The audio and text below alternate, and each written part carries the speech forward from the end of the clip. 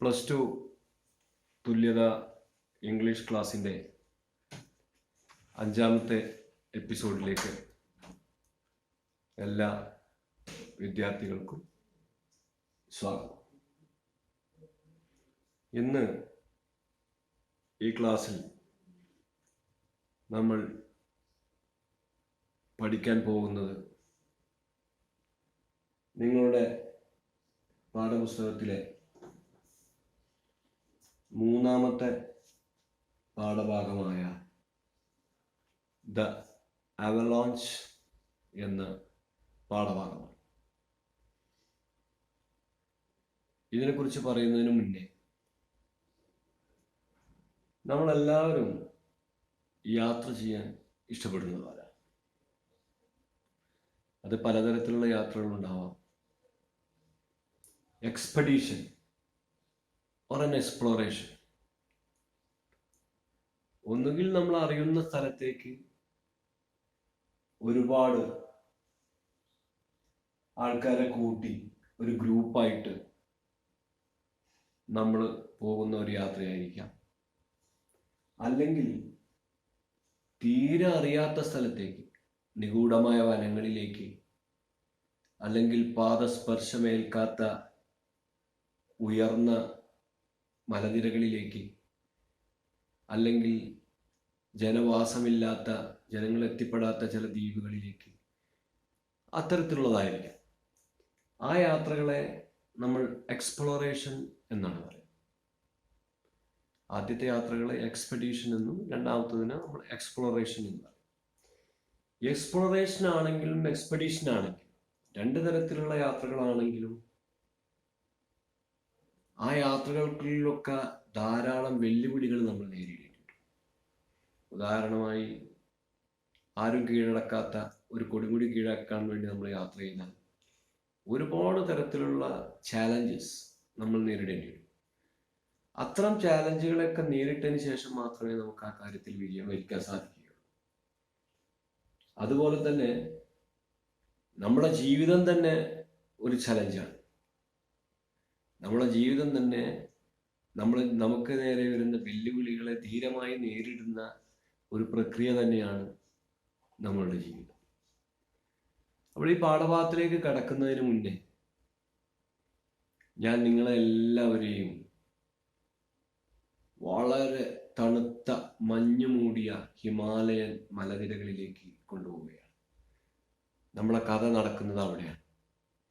അതുകൊണ്ട് തന്നെ നമ്മൾ ഈ ചൂടുള്ള കാലാവസ്ഥയിൽ, കേരളത്തിൽ സുഖശീതളമായ കാലാവസ്ഥയിൽ നിന്ന് മാറി നമ്മൾ ട്രെയിനിൽ കയറി അല്ലെങ്കിൽ വിമാനത്തിൽ കയറി നേപ്പാളിലെത്തി ഹിമാലയത്തിന്റെ പലതരത്തിലുള്ള കൊടുമുടികളുടെ അടുത്തേക്ക് നമ്മൾ പർവ്വതാരോഹകരെ പോലെ നീങ്ങിക്കൊണ്ടിരിക്കുകയാണ്.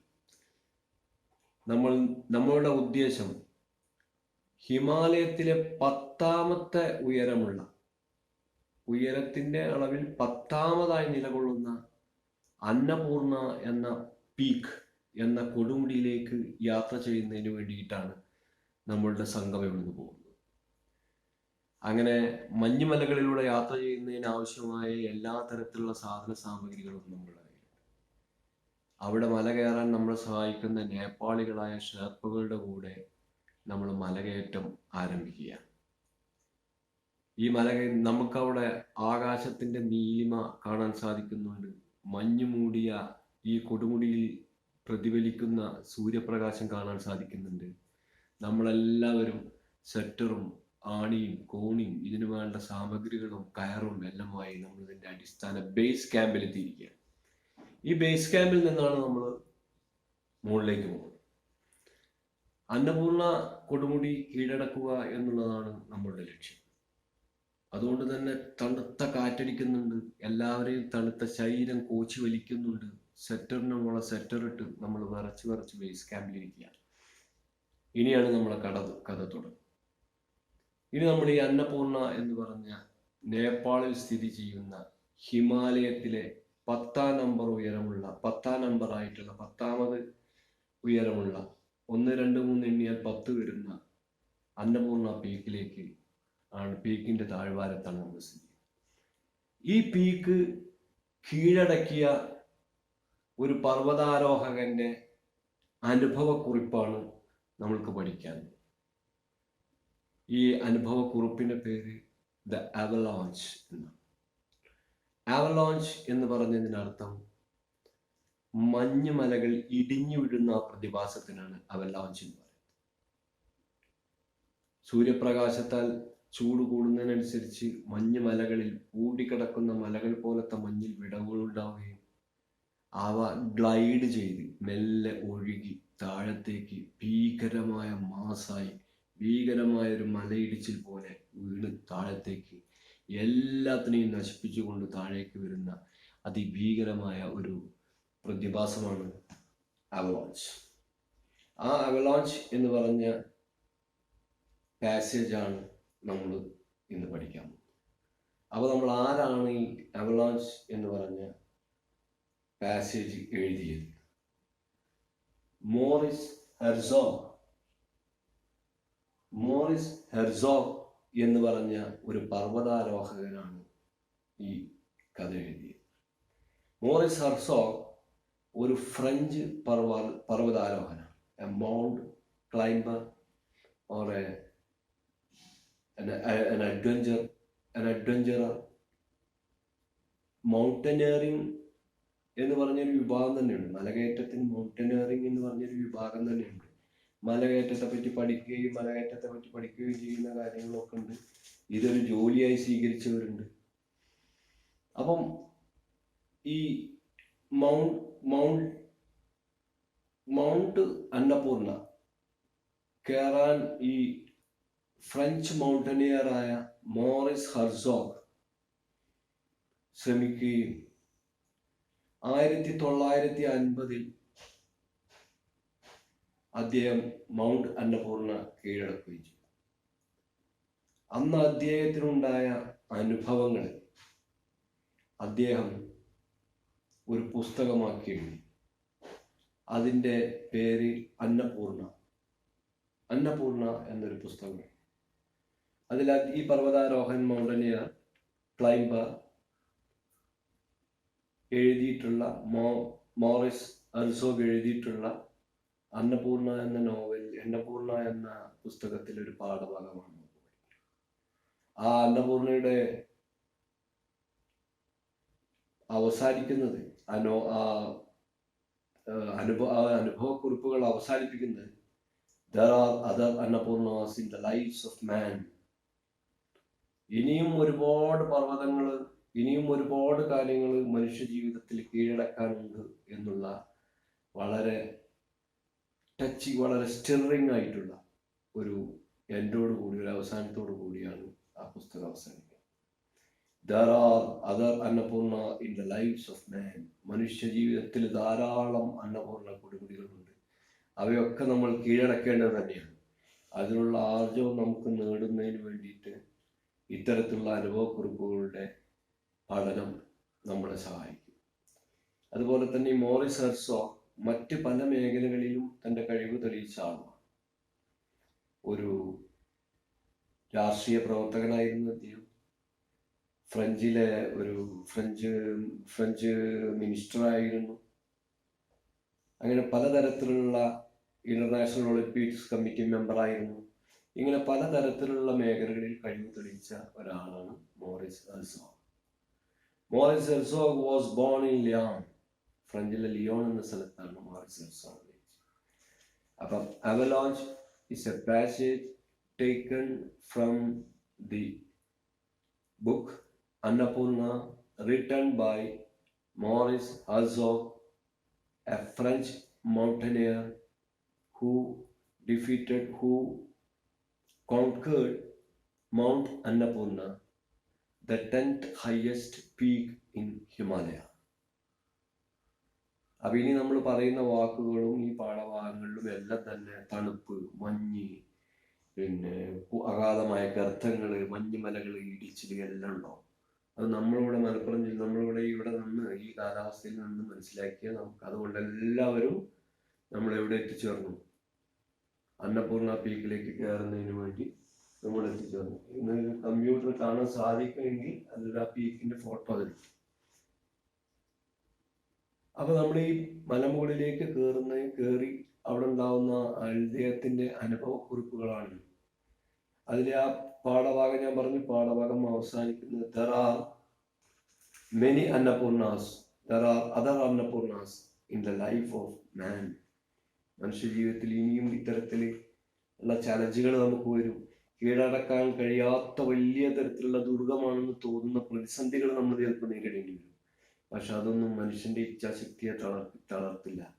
നിങ്ങൾ ഉന്നതമായ പഠനം നേടി കീഴടക്കാൻ പറ്റാത്ത ഡിഗ്രിയോ അല്ലെങ്കിൽ പോസ്റ്റ് ഗ്രാജുവേഷനോ നിങ്ങൾക്ക് വേണമെന്ന് വിചാരിച്ചാൽ നിങ്ങളുടെ ജീവിതത്തിൽ ഈ മോറിസ് ഹർസോ കീഴടക്കിയ പോലെ ഈ mountain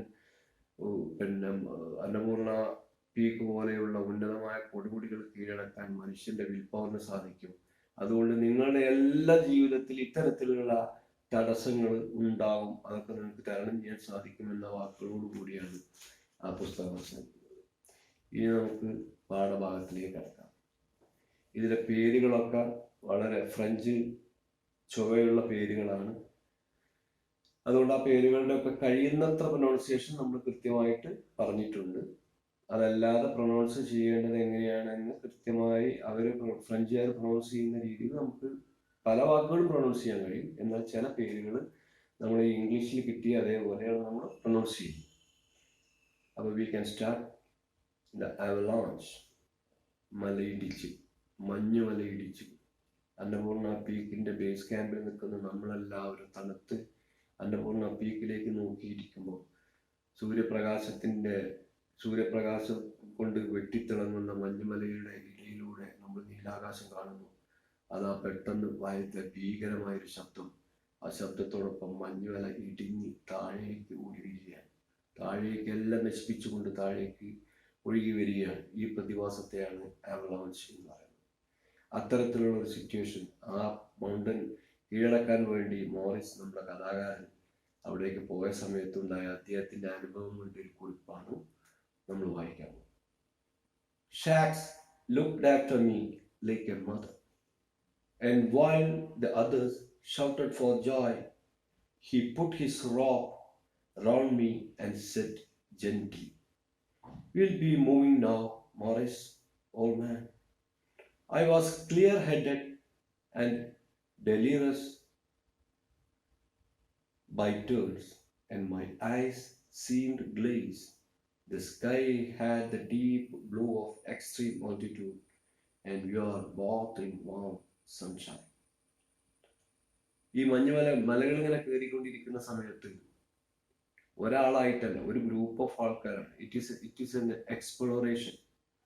It was an exploration. Exploration means going to a place where nobody has gone, or finding out some taking journey or travel to find out a new thing. That is exploration. So there is a group of persons headed by Morris Hertog, and they gathered together in the base camp and they started climbing Annapurna climbs.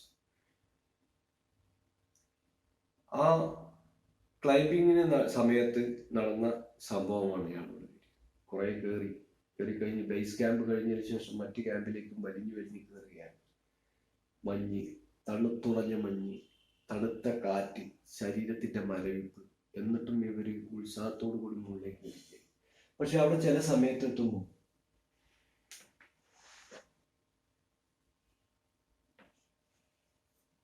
സമയത്തെത്തുമ്പോൾ എന്താണ്, അതിന്റെ മുകളിലേക്ക് എത്തുന്ന സമയത്ത് കയറാൻ കഴിയാത്തൊരവസ്ഥയിലേക്ക് ഇവരുടെ ശരീരവും മനസ്സും ഒക്കെ തളർന്ന് കിടക്കും.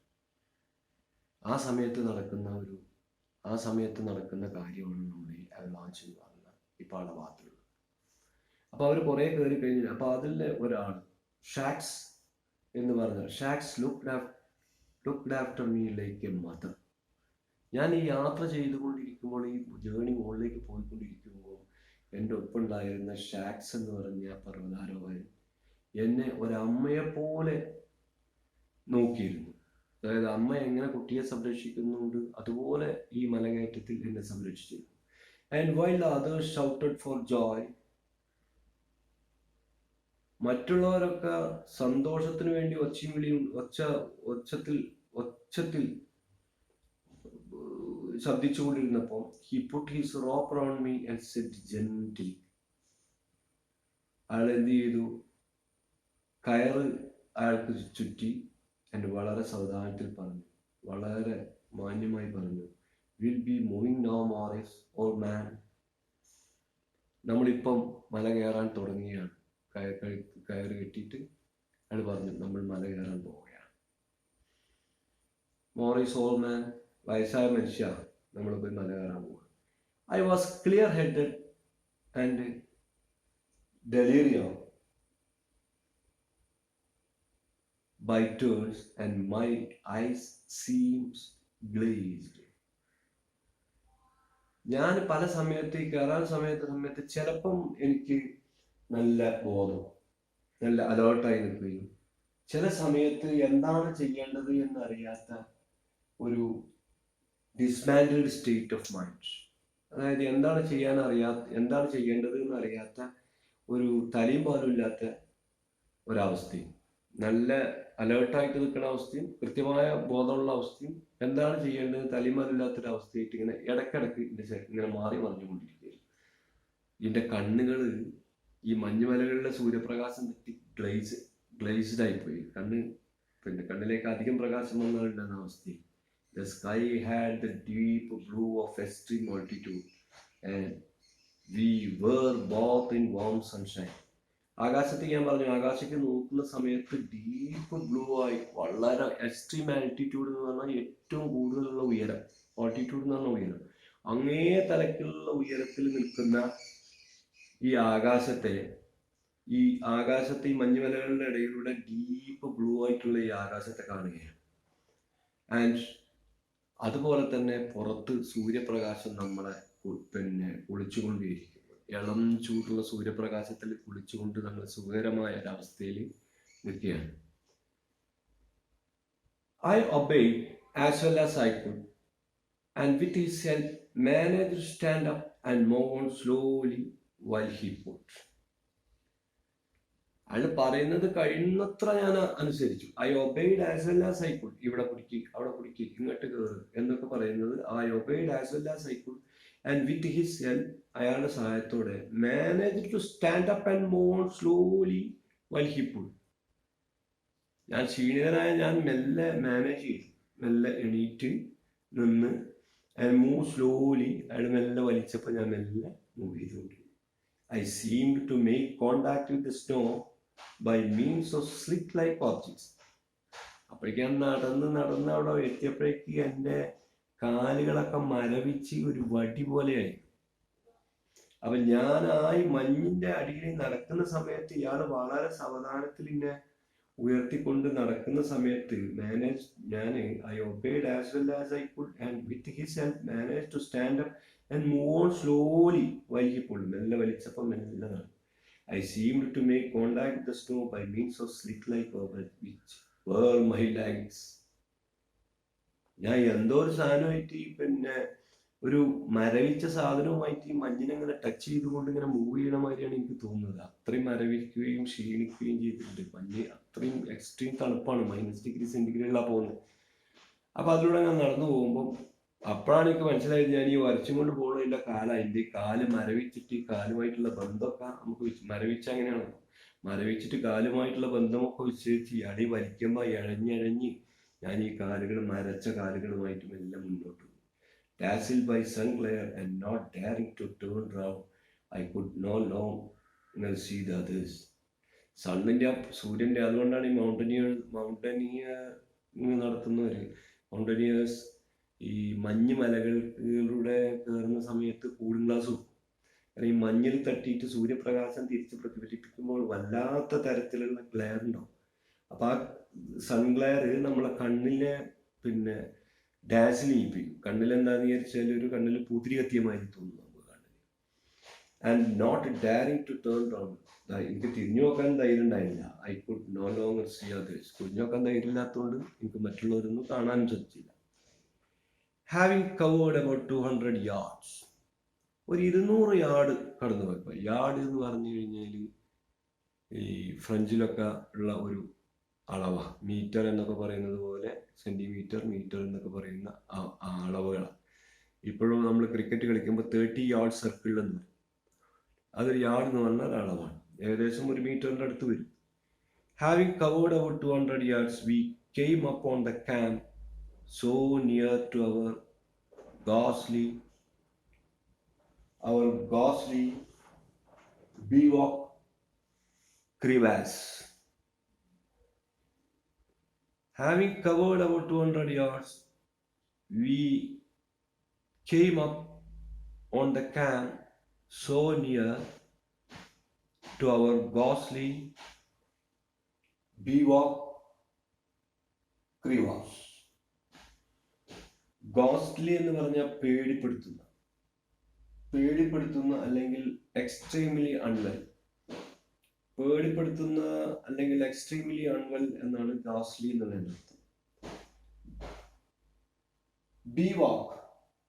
ബിവാക്ക് എന്ന് പറഞ്ഞാൽ a temporary trend in the crevasse, deep trees. അപ്പൊ നമ്മൾ എവിടെ 200 യാർഡ് കടന്നപ്പോൾ നമ്മൾ വളരെ നല്ലതല്ലാത്ത ഗോസ്റ്റ്ലി പേടിപ്പെടുത്തുന്ന ഒരു ബേസ് ക്യാമ്പാണ്. ബേസ് ക്യാമ്പിലല്ല, ഒരു ക്യാമ്പ് ഉള്ളൂ നമുക്ക്. ആ ക്യാമ്പ് താൽക്കാലികമായ ഒരു ടെന്റാണ്. പേടിപ്പെടുത്തുന്ന താൽക്കാലികമായ ടെന്റിലേക്ക് ഇൻ ക്രീവാസ് എന്ന് പറഞ്ഞാൽ മഞ്ഞുമലകൾക്ക് ഇടയിലുള്ള ഒരു വിടവാണ്.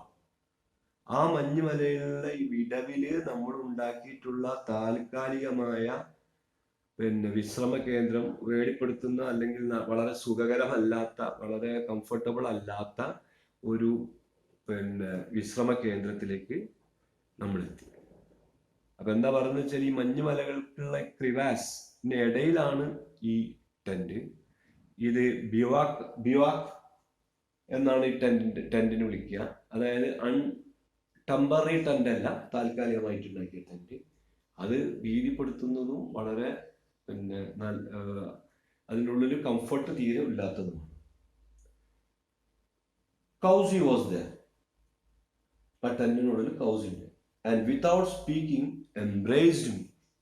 എല്ലാവരും 4 ഭാഗത്തിങ്ങനെ തിരിഞ്ഞു പോയിട്ട് അവസാനം ഈ ക്യാമ്പിലേക്ക് എത്തുമ്പോൾ എല്ലാവരും തിരിച്ചു വന്ന് ഇവിടെ മല കയറാൻ ബുദ്ധിമുട്ടായിട്ട് മെല്ലെ പതുക്കെ ഇറങ്ങി, മരച്ച കാലുകളൊക്കെ നിരച്ചിങ്ങനെ ഇറങ്ങി മെല്ലെ ഓരോ ക്യാമ്പിലെത്തി. അപ്പൊ ക്യാമ്പിലെത്തിയ ആൾക്കാർക്ക് ആ മറ്റവരെ കാണുമ്പോൾ സന്തോഷം ഉണ്ടാവും. Embraced me.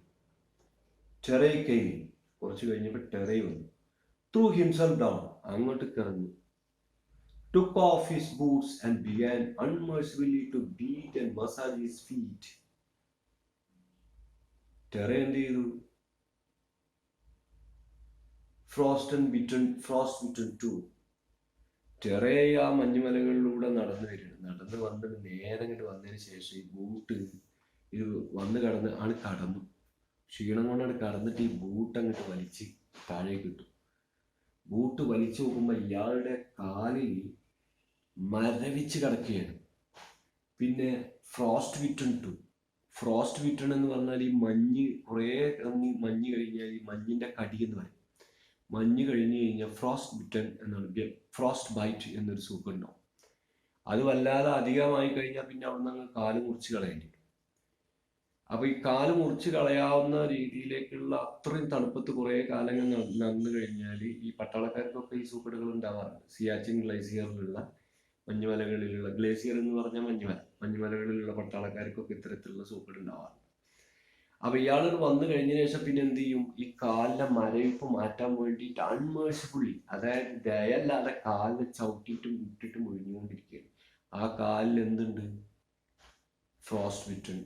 ഫ്രോസ്റ്റ് ബൈറ്റ് ഉണ്ടാകും. അതായത് ഈ മഞ്ഞിൽ കുറെ കാലം നിന്നതുകൊണ്ടുണ്ടാകുന്ന ഒരു തരം മരവിച്ച മുറി, ഞരമ്പുകളൊക്കെ കേടുവരുന്ന ഒരവസ്ഥ.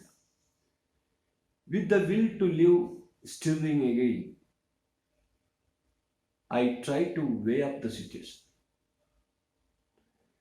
ഞാൻ ജീവിക്കണമെന്നുള്ള ആഗ്രഹം കൊണ്ട് അങ്ങോട്ടും ഇങ്ങോട്ടൊക്കെ ഒന്ന് ഇളകിയിട്ട് ഞാൻ ഈ മൊത്തം അവസ്ഥയെ ഒന്ന് അളന്നു നോക്കി. With the will to live stirring again, I tried to weigh up the situation. എന്താണ് ഇവിടെ മൊത്തത്തിലുള്ള സംഭവം എന്നുള്ള ഞാൻ ആകെ ഒരു അവലോകനം നൽകി. എത്ര ആൾക്കാർക്ക് എന്തൊക്കെയുണ്ട്, കുഴപ്പങ്ങളുണ്ടോ, പറ്റുമോ? One odd might save our hands and feet. Only odd might save our hands and feet. നമ്മളുടെ കയ്യും കാലും ഒക്കെ രക്ഷിക്കണമെങ്കിൽ ഈ ഓഡക്ടർ എന്ന് പറഞ്ഞ ആൾക്ക് മാത്രമേ സാധിക്കുള്ളൂ. നമ്മൾ ഇതിലൂടെ ഉദ്ദേശിക്കുന്നത് ഈ നമ്മുടെ കയ്യും കാലും ഒക്കെ സേവ് ചെയ്യണമെങ്കിൽ ഇത് ഏതെങ്കിലും വരേണ്ടി വരും. ഈ കയ്യും കാലും ഒക്കെ സേവ് ചെയ്ത് കേട് വരുത്താതെ വെക്കണമെങ്കിൽ. I agree with Schatz that we should at once get down to lower camp 4.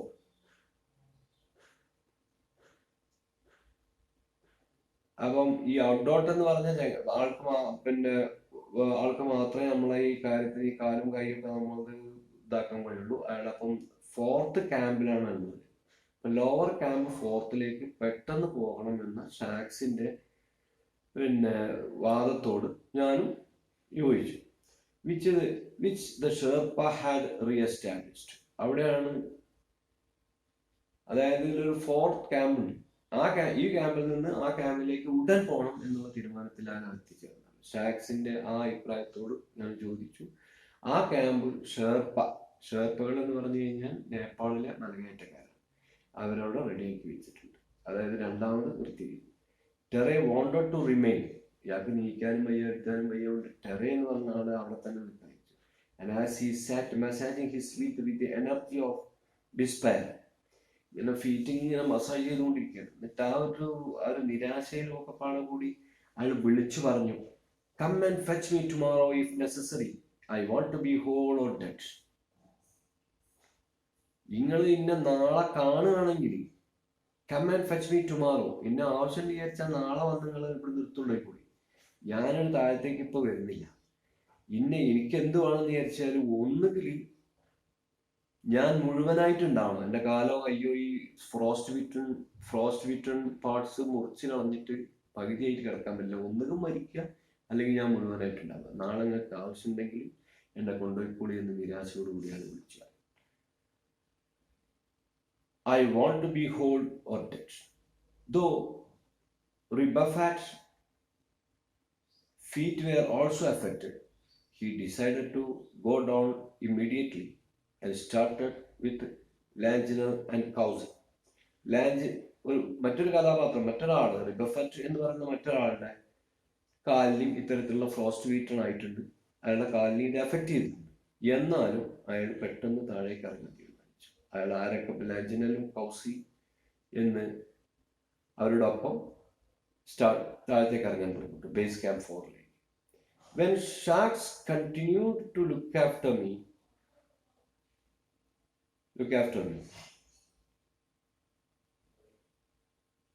അപ്പൊ ഷാക്സ് എന്നെ തുടർച്ചയായിട്ട് ഇങ്ങനെ എന്നെ സേവിച്ചുകൊണ്ടിരിക്കുക തന്നെയാണ്. എന്നെ കാര്യങ്ങളൊക്കെ നോക്കിക്കൊണ്ടിരിക്കുകയാണ്. When the slope became steep and the surface of the ice gave no foothold. കുറച്ചിങ്ങനെ ഇറങ്ങി നോക്കുമ്പോൾ സ്ലോപ്പ്, അവിടുന്ന് ഇറങ്ങുന്ന മഞ്ഞിന്റെ സ്ലോപ്പ് വളരെ ഡീപ്പാണ്. അപ്പൊ തന്നെ കാലവിടെ പിടിക്കുന്നില്ല. നോ ഫുട് ഹോൾഡ്. ഐസ് കൂടെ അങ്ങോട്ട് ഗ്ലൈസ് ചെയ്ത് ഇറങ്ങാണ്. വെള്ളം പോലെ നിൽക്കുന്നതല്ലേ, സ്റ്റീപ്പുമാണ്. ഇങ്ങനെ നിൽക്കുന്നതിന് നിരപ്പാണ്. ഇങ്ങനെ നിൽക്കുന്നതിനാണ് സ്റ്റീപ്പ് എന്ന് പറയാം. അപ്പൊ സ്റ്റീപ്പ് ആവുന്നതോട് കൂടി വഴിക്ക് വീഴാനുള്ള സാധ്യത കൂടും. ഇയാൾക്ക് കാലിന് പിടുത്തം കിട്ടുന്നില്ല. I slipped several times. കുറെ സമയം പല പ്രാവശ്യം ഇയാൾ വഴിക്ക് പോകും. But he was able to hold me with rope. പക്ഷെ ഷാക്സിന് എന്ത് ചെയ്യാൻ പറ്റി? ഷാക്സിനെ അയാളെ കയറുകൊണ്ട് പിടിച്ചു നിർത്താൻ. Able to hold me with rope. അപ്പൊ ഒരു കയറുകളെ മേലെ ചുറ്റിക്കൊണ്ടാണ് ഈ ഷാക്സ്. അപ്പൊ എപ്പാണ് വഴിക്ക് വീണാൽ ഈ കയറ് പിടിച്ചിട്ടുണ്ടാവും. അപ്പൊ അതുകൊണ്ട് തന്നെ ആ കയറുകൊണ്ടാണ് വഴിക്ക് വീണ് അഗാധതയിലേക്ക് പോവാതെ അല്ലെങ്കിൽ ഇറങ്ങി. അപ്പൊ നിങ്ങൾ ആ ഭീകരമായ സിറ്റുവേഷൻ ഒന്ന് ഇത് ചെയ്യേണ്ടത്. There was a group of persons decided to conquer Mount Annapurna, situated at Nepal. It is the 10th highest peak in Himalaya. With his leadership, the writer's leadership, Maurice Herzog, a French mountaineer, they started climbing. From the base camp, they reached somewhere else. The climate has changed. All of a sudden, climate changed. They lost control over their journey. Somebody got frostbite. Somebody's legs became very stiffened. Somebody can't breathe. Lot of problems arise. Then they decided to come down to the base camp, to the next camp. There was a camp near that. They reached there. From there, one remained there. Tara remained there. Others want to come down to the camp 4. That is the situation. Below there was a broad track by which the others had let themselves slide straight down the camp, but now the slope was swept clear and not easy for me. അപ്പം ആ broad ട്രാക്കിൽ കുറച്ച് അവിടെ എത്തി. അവിടെ എത്തിക്കഴിഞ്ഞപ്പോൾ ആ broad ട്രാക്കിൽ below there was a broad track. അതിൻ്റെ അടിയിൽ ഒരു ബ്രോഡ് ട്രാക്ക് ഉണ്ട്. ബ്രോഡ് ആയത് വീതി കൂടിയ ഒരു ട്രാക്ക്, ഒരു വഴി പോലെ ഉണ്ട്. അത് മറ്റുള്ളവരൊക്കെ എന്ത് ചെയ്തു, അതിലെ മെല്ലെ ചന്തി കുത്തി അങ്ങനെ ഇറങ്ങിയിട്ട് നേരെ എന്ത് ചെയ്യും, straight down to the camp. ക്യാമ്പിലേക്ക് നേരെ കുത്തിയാണ് ഇറങ്ങിയാൽ അതിലൂടെ ഒഴുകി സ്ലൈഡ് ചെയ്തിട്ടെടുത്തു. But now the slope was set clear and not easy for. അപ്പം അങ്ങനെ പോയി നല്ല ക്ലിയർ ആയി.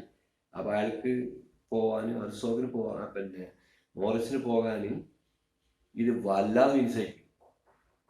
മഞ്ഞുമലയിൽ പോയി ഒരു പിടുത്തമില്ലാത്ത അവസ്ഥ, അത്രയും കണ്ണാടി പോലെ മിൻസായപ്പം അതും അയാൾക്ക് ബുദ്ധിമുട്ടായി.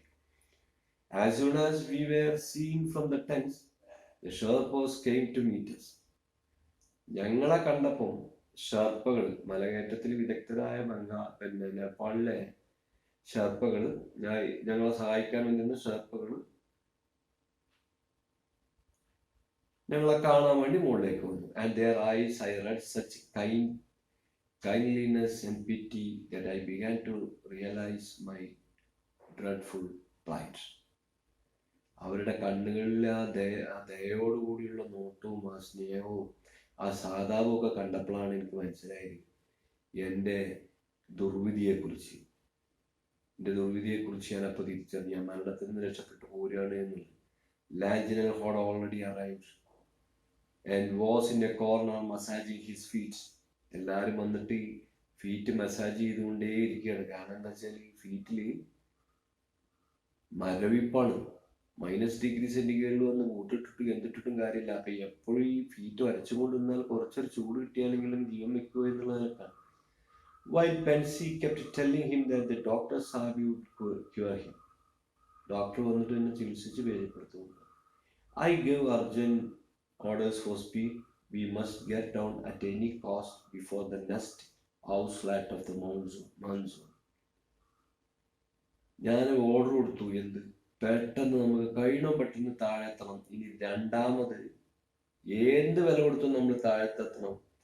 മൺസൂൺ എന്ന് പറഞ്ഞാൽ അറിയാലോ, ആ മഴക്കാലത്തിന്റെ ഓൺസ്ലാറ്റ് അത് പൊട്ടി പുറപ്പെടുന്നതിന്റെ മുന്നേ നമ്മൾ എങ്ങനെയാണ് താഴത്തെത്തണം. For those of us with frostbitten feet, every hour counted. The equipment must be abandoned. ഓരോ സമയത്തും ഈ ഫ്രോസ്റ്റ് ബിറ്റനായ ആൾക്കാരുടെ സമയത്തൊക്കെ നമുക്ക് എന്താ വെച്ചാൽ എല്ലാ മണിക്കൂറുകളും എണ്ണപ്പെട്ടതാണ്. കാരണം എത്രത്തോളം നേരത്തെ നമുക്ക് എത്താൻ കഴിയുമോ അത്രത്തോളം നമ്മൾ ഈ കാല് കൈ മുറിക്കുന്നതിൽ നിന്നും മരണത്തിൽ നിന്നും നമുക്ക് രക്ഷപ്പെടാൻ സാധിക്കും. I chose the equipment. The equipment must be abandoned. Frost and bit and every hour counted. The equipment must be abandoned. അതായത്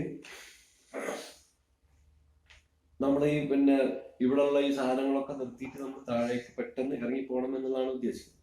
I chose Elisa and Sarki to escort Rebuffant, Langinel and myself, trying to make them understand that they must hold me with a short rope and watch me closely. അപ്പൊ ഞാൻ അലീസ സസ്ക്രി എന്ന് പറഞ്ഞ് റഫബനെ escort ചെയ്യാൻ വെച്ചു. Langinel and myself trying to make them understand that they must hold me with a short rope and watch me closely. ഒരു short rope കൊണ്ട് വെച്ചിട്ട് എന്നെ ക്ലോസ് ആയിട്ട് വാച്ച് ചെയ്തുകൊണ്ട് പോകണം. For some strange reason, neither of the other two wished to be robbed. ഞാനല്ലാതെ മറ്റുള്ളവരാരും ഈ കയറുകൊണ്ട് കെട്ടിയിറങ്ങണം എന്നുള്ളത് കെട്ടിയിറങ്ങാൻ അനുവദിച്ചില്ല, അല്ലെങ്കിൽ അവരതിന് തയ്യാറില്ല. As we started down shacks with Agdarke and Pansy went up to fetch Taray. Taray എടുത്തുകൊണ്ടുവരാൻ വേണ്ടി ഇവരെല്ലാം പോയി. Shacks was the only one capable of the least initiative. ഷാക്സിന് മാത്രമേ എന്തെങ്കിലും ഒരു മുൻഗണന എടുക്കാൻ സാധിച്ചു.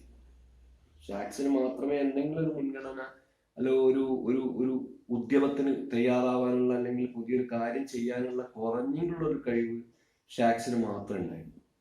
Up there he found Terray more hopeful as feeling began to return to his feet.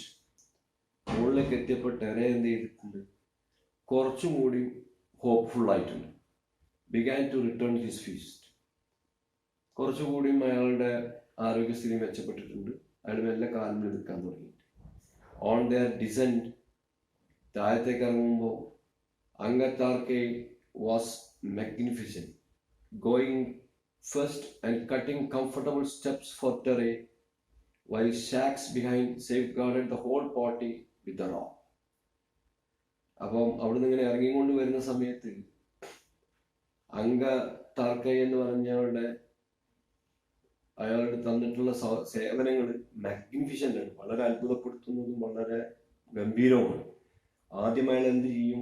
താഴത്തേക്ക് വന്ന് സ്റ്റെപ്പുകൾ കട്ട് ചെയ്യും. ടെറേക്ക് ഇറങ്ങി വരാനുള്ള സ്റ്റെപ്പുകൾ കട്ട് ചെയ്യും. അപ്പൊ ഷാക്സ് പിന്നിൽ നിന്ന് കയറുകൊണ്ട് ഈ വരുന്ന ഓൾ പാർട്ടികളെയും അപകടത്തിൽ നിന്ന് രക്ഷിക്കാൻ വേണ്ടി നിന്നുകൊണ്ടിരിക്കും. Meanwhile, our party proceeded slowly, sinking to our knees in soft snow. മെല്ലെ മുട്ടിലഴങ്ങി ഈ പാർട്ടി നമ്മൾ താഴത്തേക്ക് വന്നു. Langinal grew was frequently stopping and mourning about his feet. ലാഞ്ചിനിൽ എന്ത് ചെയ്തു? അയാളുടെ ആരോഗ്യസ്ഥിതി പെട്ടെന്ന് പറ്റ മോശമായി. പെട്ടെന്ന് അയാൾ സ്റ്റോപ്പ് ചെയ്തിട്ട് അയാൾ കരയാൻ തുടങ്ങി. Rebuffat was a few yards behind me. Rebuffat എവിടെയായിരുന്നു? എൻ്റെ some യാർഡിന്റെ പിന്നിലായിരുന്നു. The abnormal heat made me uneasy about the snow, and suddenly, as though with a sixth sense which is said to warn mountaineers of peril, I sensed imminent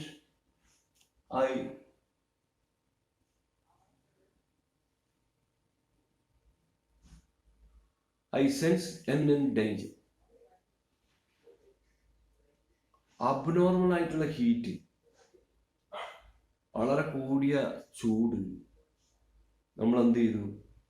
വളരെ abnormal heat made me uneasy about the snow. ഈ സ്നോയിനെ കുറിച്ച്, ഈ മഞ്ഞിനെ കുറിച്ച്, ഒരു തരം പെട്ടെന്നുള്ള ഈ അതിഭീകരമായ ചൂട് ഈ മഞ്ഞുമായിട്ട് ഇടപഴകുമ്പോൾ ഉണ്ടാകുന്ന എനിക്ക് വളരെ പെട്ടെന്ന് uneasy about the snow. And suddenly, ഈ പെട്ടെന്നുള്ള ഈ ചൂട് കണ്ടപ്പോൾ എനിക്കിങ്ങനെ തോന്നി, ഈ മഞ്ഞ് അത്ര ഗുണകരമല്ല, ഇതൊരു അപകടത്തിലേക്കുള്ള സാധ്യതയാണ്. It is sixth sense which is set to be won the mountains.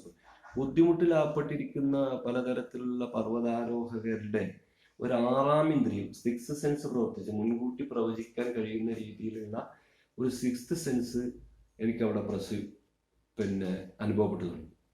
I sense imminent danger. എന്തോ ഒരു അപകടം വരാൻ പോകുന്നുണ്ട് എന്ന് എനിക്ക് മനസ്സിലായി. The atmosphere was menacing. എന്തോ ഒരു അപകടം വരുന്നുണ്ട് എന്നുള്ളത് സൂചിപ്പിക്കുന്ന തരത്തിലായിരുന്നു അന്തരീക്ഷം. Working on the great masses of snow which fell yesterday and which were ready to slide off. ആ കൂട്ടമായിട്ടുള്ള മഞ്ഞിന്റെ വലിയ കൂനകൾ, മലകൾ, ഇന്നലെ വീണ ആ മഞ്ഞ് മലകൾ മെല്ലെ താഴേക്ക് ഒഴുകി വരാനുള്ള ഒരു അപകട സാധ്യത ഉണ്ട് എന്ന് തോന്നിപ്പിക്കുന്ന രീതിയിലാണ് ആ കാലാവസ്ഥ ഉണ്ടായിരുന്നത്. അപ്പം എൻ്റെ ആറാം ഇന്ദ്രിയത്തിലൂടെ എനിക്കത് മനസ്സിലായി, ഇങ്ങനെ ഒരു അപകടം സംഭവിക്കാൻ പോകുന്നുണ്ട്. Nothing of this kind in Europe can give an idea of the power of these Himalayan avalanches. യൂറോപ്പിലൊക്കെ നടക്കുന്ന ഈ മഞ്ഞുമലകളുടെ താഴേക്ക് വീഴുന്ന ഒഴുക്കുകൾ കണ്ടുകൊണ്ടൊന്നും ഹിമാലയത്തിൽ വരുന്ന ഇത്തരത്തിലുള്ള കൂറ്റൻ മഞ്ഞുവീഴ്ചകളെയൊന്നും ശരിക്കും നമുക്ക് മനസ്സിലാക്കാൻ സാധിക്കില്ല. ഇംഗ്ലണ്ടിലൊക്കെ ഉള്ളത് വളരെ ചെറുതും ഹിമാലയത്തിലുള്ള അതിഭീമമായ മഞ്ഞുമലകളാണ് താഴേക്ക്. They sweep down for miles, preceded by an all-destroying blast. താഴത്തേക്ക് വന്ന് ഒരൊറ്റ എല്ലാം നശിപ്പിക്കുന്ന ഒരു ഇടിയോട് കൂടി അവരങ്ങ് തകർന്ന് തരിപ്പണമാക്കുന്ന രീതിയിലാണ് ഇത് വരിക. This all for today. Okay, thank you all.